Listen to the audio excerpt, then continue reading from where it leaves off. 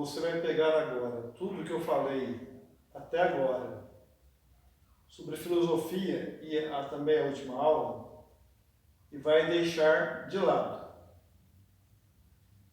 Por quê? Porque o que eu estava falando, e repeti várias vezes, é que tudo que foi dito é para que vocês tenham noção do que vai ser falado, né? Noção daquilo que é sempre dito. Entretanto, tudo que foi dito, ele é uma verdade absoluta. Eu tenho uma certeza absoluta, inconteste, de que tudo aquilo é como realmente foi dito. Daí, isso nós não podemos dizer. Nós podemos dizer que tudo aquilo que foi dito é um esquema lógico o mais próximo possível do razoável ou do plausível, pois é mais plausível que tudo seja próximo daquilo que foi dito. A certeza absoluta, total, só Deus que teria. Nós, homens, podemos nos aproximar do que é certo, mas exatamente o certo nós não temos acesso. Então, tudo aquilo que foi dito de Deus, do bem, da moral, não é que é relativo, nada de relativizar. Mas, assim, é um esquema plausível, tá? O mais próximo possível, né? O mais plausível possível. Outros esquemas que existem, filosóficos, eles não são tão plausíveis, ou são mais implausíveis do que aquele. Tá bom? Só para deixar a cabeça de vocês um pouco mais confusa. Mas é isso mesmo. De acordo com as noções que eu passei, sabendo agora que aquilo é o mais plausível possível, vocês conseguem agora trabalhar a mente de vocês para conseguir entender o mundo.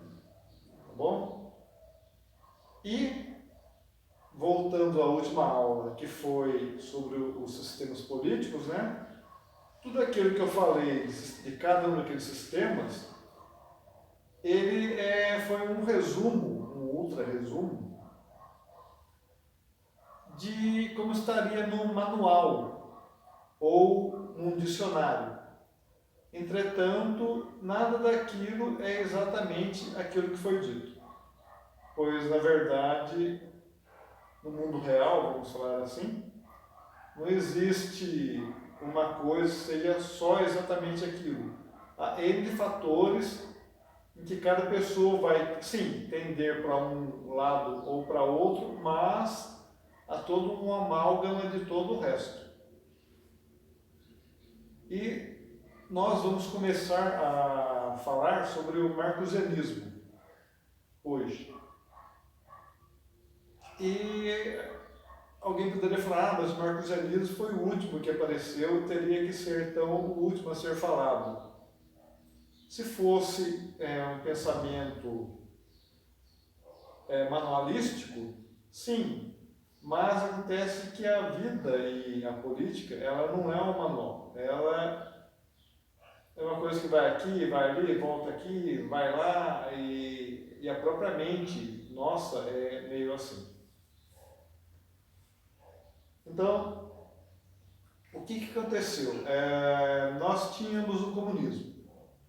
O que aconteceu com o comunismo? O comunismo lá de Marx, né, mais ou menos do período de 1850 e tudo mais. O Marx se revoltou, de alguma maneira, contra os excessos dos liberais, do pensamento liberal, da economia liberal que havia na Inglaterra, principalmente. E como ele vivia naquela época de 1800 e tal, estava cada vez mais, surgiu a ciência, então as pessoas queriam relegar a religião, a própria filosofia, e renegar também. Então, o que acaba acontecendo com Marx? Ele, como pensador da época, tinha tendências, ou era mesmo, um ateu. E ele, tudo que ele pensou foi um esquema para resolver os problemas que ele via como ateu, e não como religioso ou mesmo um filósofo. Então, ele entrou naquele esquema de que havia uma luta de classes, de que os trabalhadores eram explorados pelos patrões e etc. E naquela época realmente eram, a gente não pode negar isso.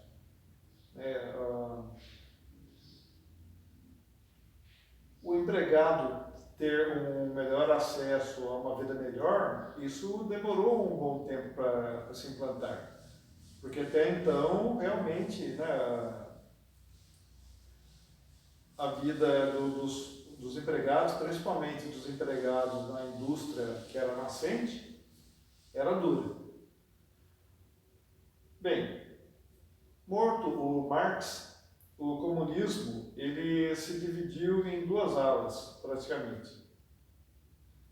Né? A área comunista mesmo e a área socialista. O comunismo em si era composto de muita gente que seguia muito ideologia, tinha aquela coisa, aquela ideia idílica de que se conseguiria implantar um paraíso na Terra. E eles tinham aquela ideia de fazer isso por uma revolta armada, uma revolta popular, que acabasse com todo o sistema que tinha então e implantasse o comunismo. Já o outro lado, os socialistas, eles achavam que não, que isso poderia chegar ao mesmo resultado paulatinamente, implantando pouco a pouco na sociedade as mudanças necessárias. De um sistema onde se tinha praticamente um governo que não interferia na economia e até ajudava os capitalistas, né? Eles pensavam que iam ter que começar a pouco implantar políticas que o Estado fosse ficando cada vez maior, não só interferindo na política, na economia, como na política também, e até na vida social do cidadão. Esses socialistas são conhecidos muitas vezes como socialistas fabianos. Então, bem, e também tinha muito de utopia ali, muito de ideologia ali. Daí houve, em 2017, né, a Revolução Comunista na União Soviética, na Rússia, né, que virou União Soviética. E lá foi implantada uma ditadura. E um escritor italiano, um pensador italiano, Antonio Gramsci, ele foi viver na União Soviética. No entanto, ele ficou horrorizado com o que ele viu. Ele voltou de lá, ainda com um pensamento comunista, socialista, ideal, né? Ele ainda acreditava que aquilo pudesse dar certo, apesar que ele viu tudo errado, que ele não ficou horrorizado com o que ele viu. Então, ele bolou esse esquema pensando que, para se implantar o comunismo, teria que primeiro acabar com a sociedade ocidental, né, com o direito romano, com a filosofia grega e com a religião cristã. Mas, como falei, ele ainda tinha aquela certa utopia. Um pouco mais tarde, entre 1920 e 1930, começou a surgir na Alemanha um grupo que ficou conhecido como Escola de Frankfurt. Essa Escola de Frankfurt era de pensadores que geralmente eram filhos de milionários, que tinham um pensamento de certa maneira simpatizante com o socialismo, muito mais que o comunismo. Não se sabe se sabiam exatamente as ideias de Gramsci ou não, ou se chegaram ao mesmo termo por outras vias, mas pouco a pouco eles inventaram uma teoria crítica da sociedade em que eles criticavam tudo, achavam sim que deveria de acabar a civilização ocidental, sem, no entanto, dar uma resposta de o que teria depois. Os comunistas, os socialistas, os gramscianos, apesar de tudo, eles criam que depois das mudanças e tudo mais, ou Revolução Armada, ou paulatina, ou mudar a sociedade,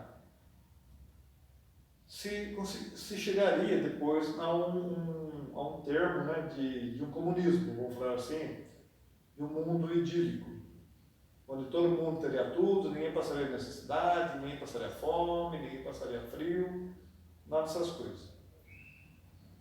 Sendo que essa escola de Frankfurt, eles falaram sim, tem que acabar com tudo, mas tudo que vem, tudo que vai, sempre tem que ser destruído. Porque a vida não é, segundo eles, né? Enquanto Marx falava que a vida ou a história era a revolta, a luta de classes, já para essas pessoas dessa escola filosófica, que a vida é destruição. Então, até uma célebre frase que eles falam que se olhar para trás só tem ruínas e para frente só coisas que vão virar ruínas.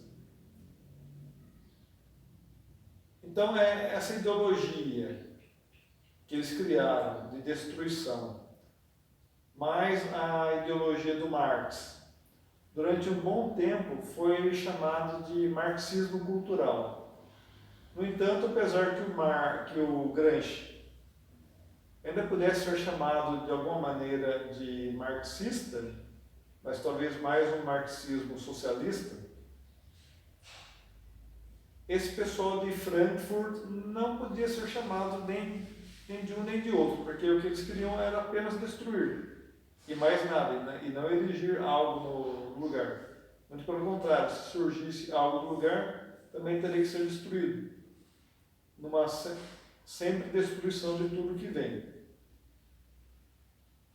De qualquer maneira, usando o que o Gramsci falou da destruição da civilização ocidental, que também tinha a ver com o que a escola de Frankfurt falou dessa destruição, nós chegamos num ponto que poderemos chamar ou de escola frankfurtiana, o que é aplicado hoje em dia, ou, de certa maneira, de uma reengenharia social, ou de uma outra maneira, de um certo marcusianismo, porque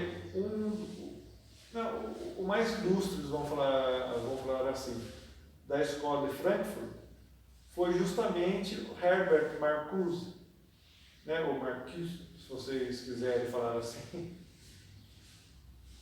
que ele pregou bastante essa destruição, bem mais até do que os outros, foi muito bem decisivo. Tanto que, apesar que eu particularmente prefiro falar mais de reengenharia social, mas se alguém falar em marcusianismo, não vai estar errado. O marxismo cultural vai estar errado, porque essa gente não era marxista exatamente, não era comunista exatamente. Mas é aceitável se usar, porque já é uma coisa que muita gente usa, embora não seja exatamente certo. Faz pouco tempo que as pessoas começaram a notar que, na verdade, esse termo marxismo cultural não estava correto, ou não era correto de todo, porque não pegava todos os elementos.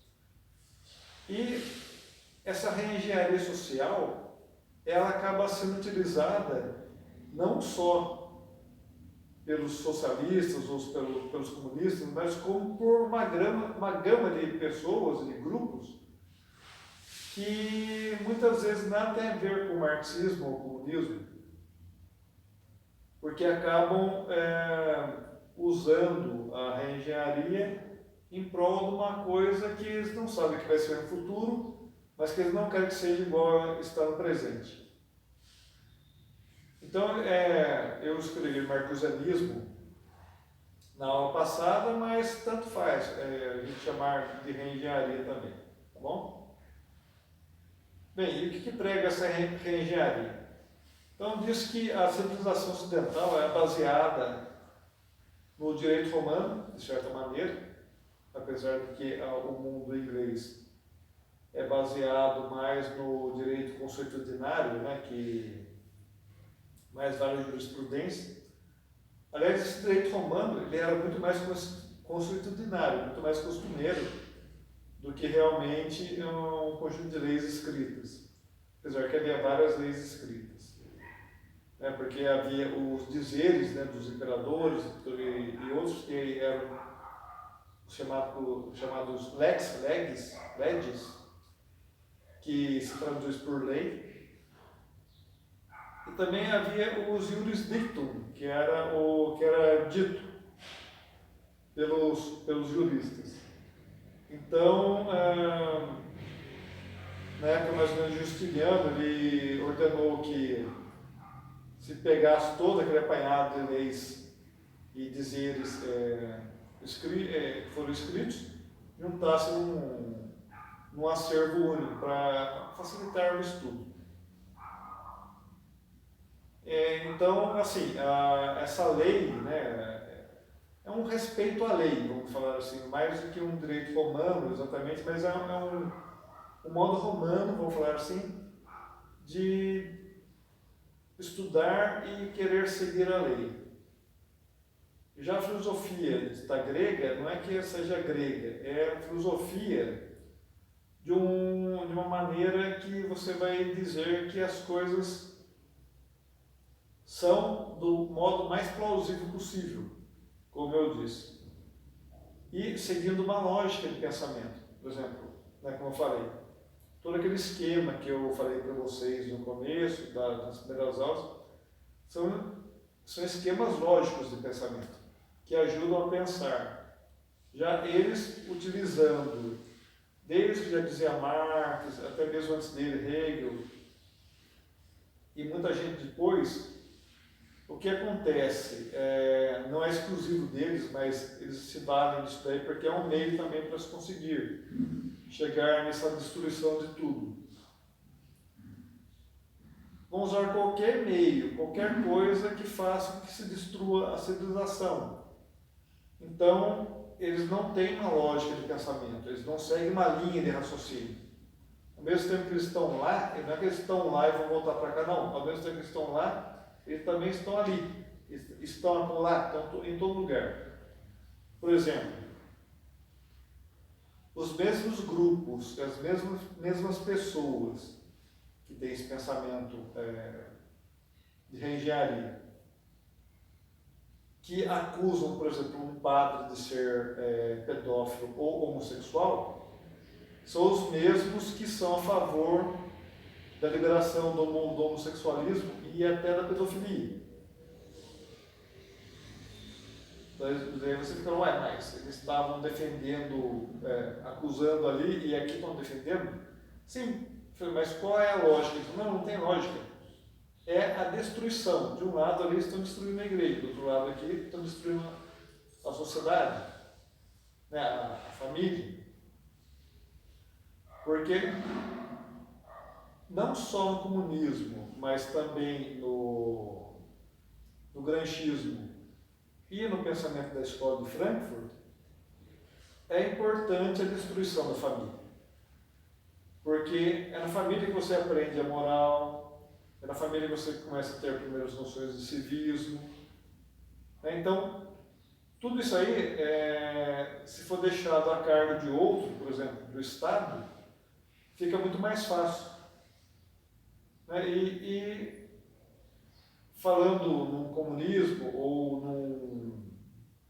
num socialismo, eles se aproveitam disso porque toda essa destruição vai fazer com que eles consigam chegar no poder e se manter no poder sem ter muita gente que vá desafiá-los.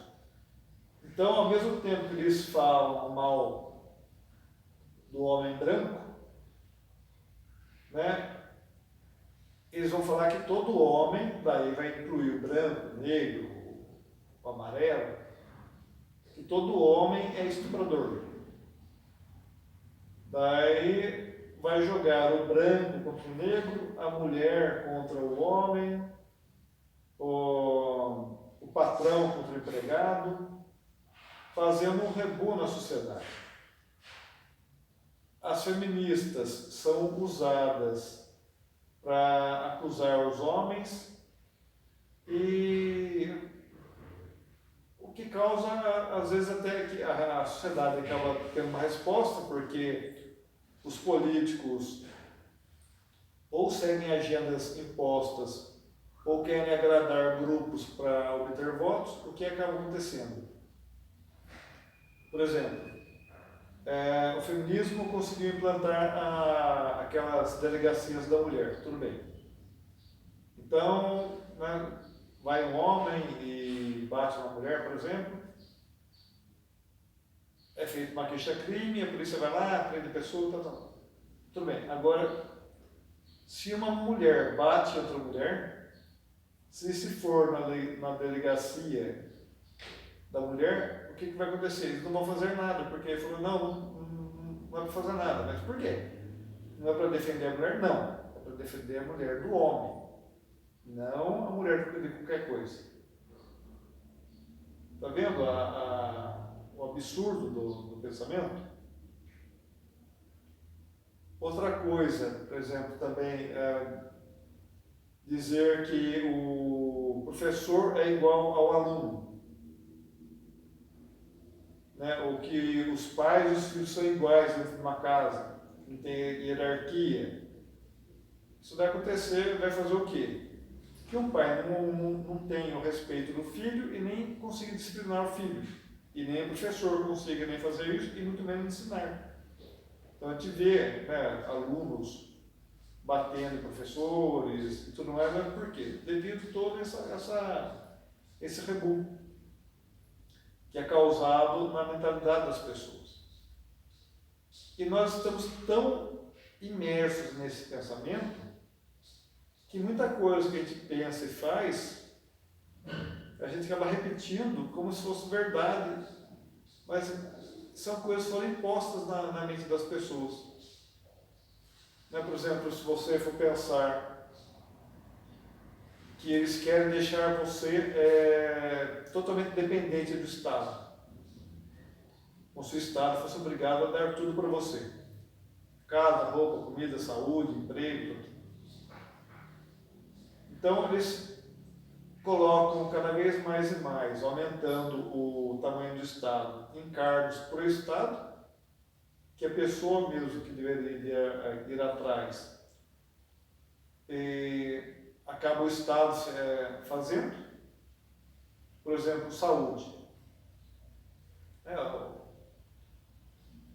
O Estado não é para ter médico, não é para ter nada disso, é para ser tudo particular. No entanto, acaba tendo uma grande comoção dizendo que você tem o direito à saúde. Só que não fala como é que vai dar isso. Daí tem o SUS. E daí a pessoa vai lá reclamar que demora 3 anos para conseguir uma operação. Mas não tem como ser de outro jeito, porque ninguém vai suportar esse encargo tão grande para a quantidade de gente. Né? Então, assim, todas essas coisas, elas fazem com que vá assimilando a sociedade ocidental e as pessoas fiquem dependentes do Estado, por um lado, e do outro lado, você ter uma liberação total da liberdade faz com que as pessoas fiquem alheias ao que realmente está acontecendo no campo político, no campo do poder. Então, aquele que geralmente prega essa subversão total dos valores da sociedade ocidental, tanto faz se ele é liberal, se ele é um marcusiano mesmo, se ele é um socialista, se ele é um fascista, se ele é um comunista, porque ele vai querer, de algum modo, chegar no poder ou obter um poder e lá se manter. Porque o político, ele vai querer o poder político total. E digamos, capitalista, que seja liberal, ele vai querer não o poder político, porque ele vai pregar até mesmo a extinção do poder político. O que ele vai querer é um poder econômico total, fazer o que quiser, do jeito que quiser, do modo que quiser, sem amarras.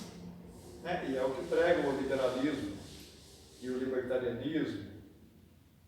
Por outro lado, também, semelhante coisa, prega uma anarquia, né?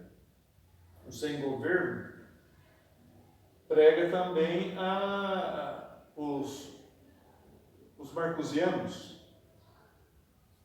No entanto, deles seria uma total liberdade de tudo, você vai viver uma vida simples, sem ninguém te dizendo o que você vai fazer, ao mesmo tempo, dependendo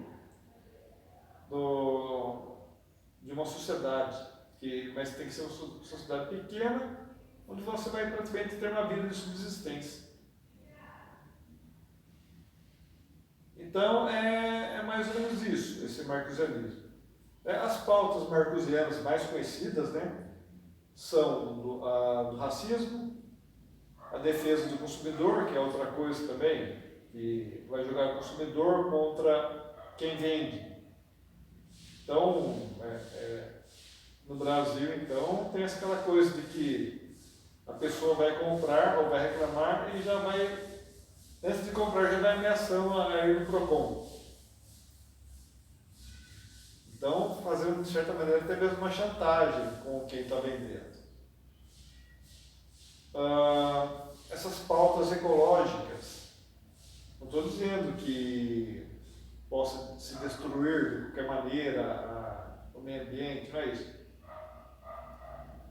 Mas as pautas ecológicas são absurdas. Você já pensou por que voltou todas essas doenças que tinham sido erradicadas? Dengue, febre amarela, etc. Antigamente passava aqueles carros jogando veneno nas cidades. Daí veio dos ecologistas lá falar que estava acabando com as borboletas ou sei lá o quê. E parou de jogar, daí voltou a doença, claro. O inseto ele não sabe nada, ele só sabe que ele vai indo. Se ele está num lugar que tem veneno, ou ele não chega perto, ele morre. Agora, se não tem nada, ele vai entrando. E isso aconteceu. Então, assim, ultra desestabilizada. E daí vai culpar o governo, que o governo não faz nada porque aumentou a doença. Mas aumentou por quê? A doença. Então, outra coisa também dessas pautas. Vai que empresa socialmente responsável ou empresa ecologicamente responsável. Vai colocar ônus nas empresas, deixar o funcionamento da empresa ainda mais caro, dinheiro esse que podia ser pago. É claro que isso é apenas em tese. Para o funcionário, não, a empresa vai ter que gastar, vai ter que ganhar menos para poder cumprir o que se exige de uma maneira absurda. Então, assim, essas coisas que estão acontecendo, essa liberação sexual de todas as maneiras, né? Que mais? São N coisas. Essa coisa de dizer que não existe homem nem mulher, tanto existe que a gente está vendo a palhaçada que está sendo desses últimos campeonatos femininos em que homens podem participar. Homens que, entre aspas, trocaram de sexo, mas não interessa se a pessoa se acha mulher ou gosta que. Esse é o problema dela. No entanto, nunca vai deixar de ser homem. O homem sempre vai ser muito mais forte que a mulher. Eu, por exemplo, dou aula de artes marciais, né? Eu sou faixa preta de judô, de jiu-jitsu, e também fui, quando eu era oficial do exército, eu fui instrutor de defesa pessoal. Uma vez eu peguei um grupo que ia treinar para o Campeonato Brasileiro de Judô, umas moças, daquelas bem grandonas, e eu tenho 1,75 m, na época pesava em torno de 80 quilos, e vi aquelas mulheres de quase 2 metros de altura, eu falei, pelo amor de Deus, estou ferrado, né? Eu ia ter que treinar elas. E eu fiquei bobo de ver a diferença de força, quer dizer, eu fazia com aquelas mulheres gigantescas, coisa que com um cara do meu tamanho eu ia penar 1000 vezes para fazer. Porque aquelas mulheres, que para outras mulheres eram praticamente invencíveis, para mim era a mesma coisa que um boneco de pano. Tal a diferença de força. A diferença de força é muito grande. Né? Alguém falou então deveria de ter um campeonato para pessoas que se acham assim. Pode até ser, porque é injusto, né? Um homem querer competir com uma mulher. Se fosse no jogo de xadrez, ou pintura, ou fazer um desenho, daí sim, daí tem jeito, porque as habilidades cognitivas do homem e da mulher não são iguais, mas a capacidade física do homem é muito maior do que a da mulher. Então, assim, não há essa igualdade. Falando em igualdade, falar que todos os homens são iguais. Não, nós temos uma certa igualdade no que tange que todos nós somos humanos, mas todos somos diferentes. E tem gente que é mais diferente que o outro. Eu não vou querer que o que faz um atleta profissional faça uma pessoa que está de cadeira de rodas, não vai ter jeito. Né? Vai conseguir correr 100 metros. Impossível. Isso. Estou falando de um esquema bem radical, mas ou se eu vou preciso fazer uma operação, eu não vou chamar um advogado, vou chamar um médico. E pelo contrário, se eu preciso entrar com um processo na justiça, eu não vou chamar um médico, vou chamar um advogado. Então, assim, essa igualdade que dizem, não existe. E apesar que toda profissão, toda atividade humana é necessária, mas as diferenças de percepção de quão necessárias elas são, ou importantes, que vão fazer que se valorize mais ou menos uma ou outra. Por exemplo, sem desconsiderar ninguém, mas um gari que vai à rua, ele não tem nem mesmo como ganhar uma coisa que ganha um médico ou um alto executivo. Ele não sabe aquilo lá, e outra, é mais valorizado um médico e um alto executivo do que um gari. Como falei, nada contra garis, mas o trabalho que eles fazem é considerado menos importante, apesar que é importantíssimo, porque isso aí as ruas seriam imundas. Né? Mas assim, entre você ter uma rua mais limpa e entre você fazer uma operação cardíaca, né, tem uma certa diferença. Então, tem tudo isso. O que mais que a gente pode notar nessas coisas todas aí? Dizer, por exemplo, de homossexualismo, que há uma certa, atualmente, essa coisa de homofobia. Bem, homofobia seria o medo do que é igual, que já seria um absurdo, mas sem ir para esse lado de palavras, mas daí querem dizer que existem, que homens assassinam mais homossexuais, não sei o quê. Mas se você for ver mesmo, geralmente quando acontece casos de homossexuais mortos, quem matou foi outro homossexual. Geralmente foi o namorado do cara, né? Ou a namorada da outra moça. Geralmente é um cara que é casado, mas na verdade gosta de homem, e sai com o outro, e daí com medo do outro falar alguma coisa, ou às vezes até mesmo ameaçado por isso, ele vai lá e mata.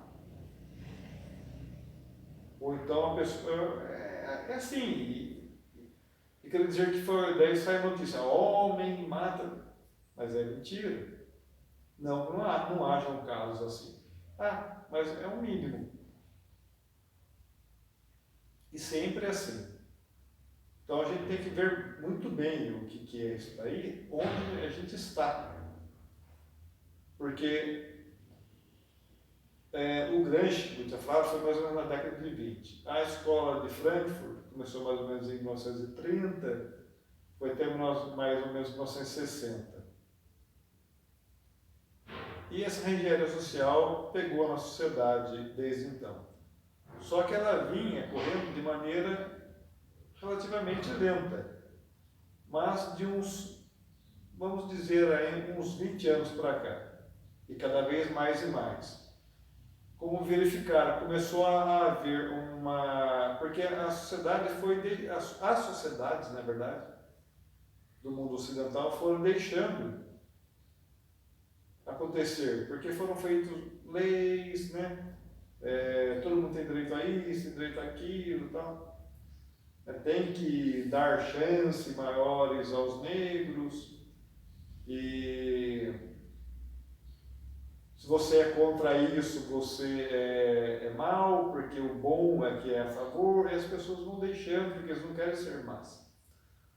Fora isso também, tem todo aquele politicamente correto, que vai proibindo você de falar as coisas, não só como cultura de cancelamento, em que alguém vai querer impedir que uma outra pessoa fale, ou que grupos falem, mas, por exemplo, você não pode chamar uma pessoa de, por exemplo, velho.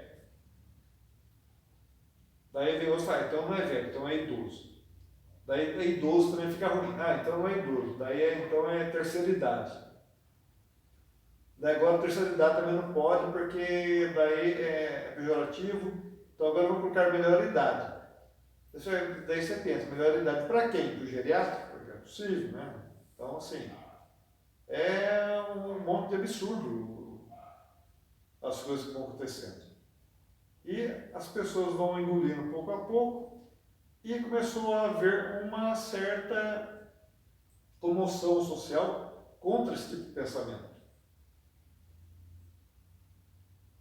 E quanto maior é a resistência a essa reengenharia social, os grupos que se valem dela mais atacam essas pessoas que são contra.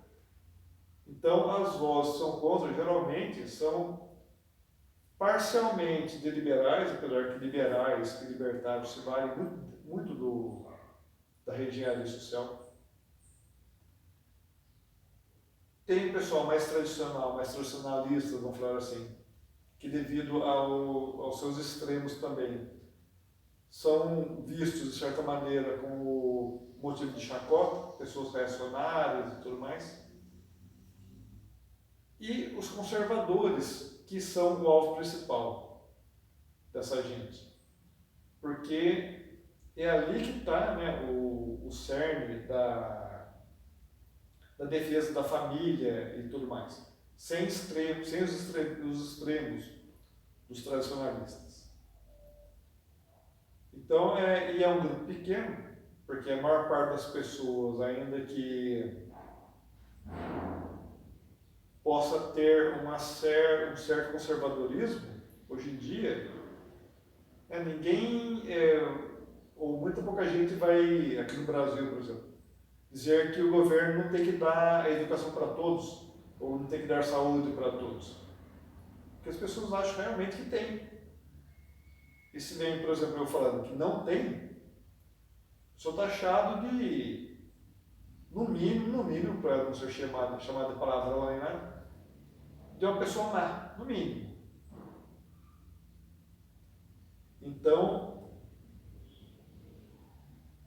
essa engenharia social, ela está tão enclacrada na sociedade que talvez não se consiga, mesmo o pessoal mais conservador tentando lutar contra, não se consiga acabar com isso, porque já faz parte do modo de pensar das pessoas. A pessoa, por exemplo, sabe que as novelas da Globo ensinam justamente o que o povo é contra. Mas o povo não deixa de assistir a novela da Globo, continua assistindo, e aquela coisa vai entrando pouco a pouco. Teria muita coisa para falar, mas e o tempo nosso é curto. Mas o que ocorre é bem isso. Há toda uma N gamas de fatores, todos que concorrem contra a manutenção da sociedade. A manutenção da família, a manutenção da moral e tudo mais. Mas a ideia dos vários grupos, de quem bolou essa ideia, a escola de Frankfurt, né, era apenas para destruir por destruir. Agora, cada grupo vai usar do jeito que melhor lhe prover essas ideias. E como existem N grupos usando N fatores diferentes, que podem ter a ver um com o outro, ao mesmo tempo podem ser antagônicos entre si, que é uma luta extremamente árdua, que a maior parte dos conservadores não entende, porque ainda pensa que essa gente pensa como eles, um raciocínio lógico e reto, né? Mas não é assim. Porque mesmo alguns grupinhos dentro desses grupos que têm uma certa lógica, é só um grupo dentro de um grupo maior que está metido no outro grupo maior ainda, que cada um pensa de um jeito e pode sim ter mais de um vai pensar de várias maneiras diferentes sobre o mesmo assunto. E todos eles sabendo que usando isso, vai acabar com a civilização. O que daí vai depender muito do tempo de pessoa, mas cada um vai esperar um futuro X.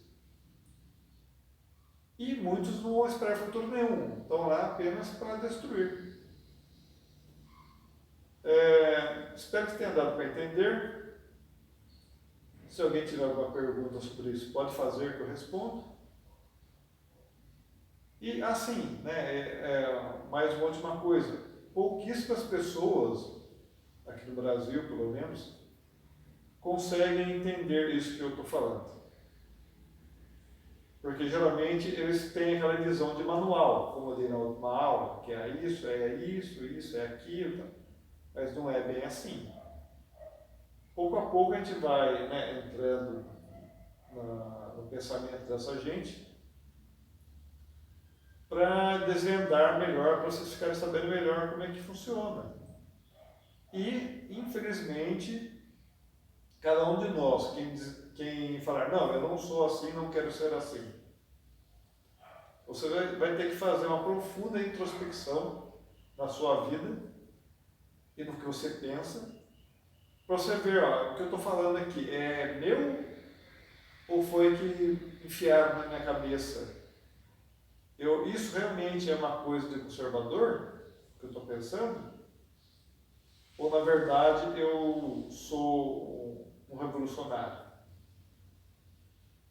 E uma outra coisa também que acontece muito, antes de a gente terminar. Muitas vezes a pessoa é criada com um pensamento conservador, tem um pensamento conservador, mas alguma coisa acontece na vida que ele, para poder continuar a viver, acaba aceitando de uma maneira ou de outra.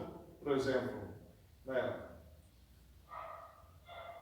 um filho que comete um assassinato, ou um filho que de repente o pai descobre que é ladrão.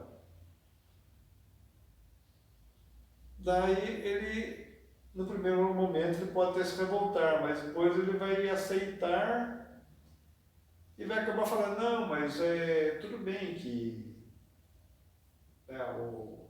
roubar é errado, mas meu filho roubava por causa disso, ele vai arranjando desculpa para os outros e para ele mesmo. Né? Por exemplo, um pai que, vamos dizer, um católico ou que seja um evangélico, que um filho de repente se mostre homossexual, que vai contra, né, a religião. A pessoa vai, no primeiro momento, talvez não goste, talvez se revolte, mas como é um filho, ele vai acabar aceitando e vai começar a arranjar desculpas para dizer que aquilo, na verdade, não é exatamente errado. E na igreja também é a mesma coisa, né? No caso, eu estou falando da igreja católica, mas vale para qualquer religião. Querem subverter totalmente a religião. Ou por maldade pura e simples, ou por agenda política, ou porque acabou ou se convencendo do erro, ou já está convencido do erro, ou então é porque acha que tem que ser assim por algum motivo. Não é uma coisa lógica. Então a gente vê o jeito que está a igreja hoje em dia e a gente se revolta. No entanto, vai saber por que está assim. Né? Há uma gama gigantesca de fatores, cada um tem os seus fatores para ir contra o que manda a igreja. E ainda tem o fato de que muitas vezes eles são obrigados a agir desse jeito. Eles que estão dizendo, seria daí o pessoal da alta hierarquia da igreja. Porque a gente não sabe exatamente o que acontece no mundo. A gente não sabe nem o que acontece na nossa cidade, o que por trás da fachada do pessoal rico ou do pessoal que tem poder, prefeitura, etc. Se as coisas são exatamente como parece que são, ou se tem alguma coisa por trás, se tem um poder atrás do poder, nós não sabemos. Muitas vezes nós podemos até suspeitar, mas certeza nós não temos. Então, seria isso hoje sobre o marcusianismo, entre aspas, como eu já expliquei. E vamos continuando nas próximas aulas.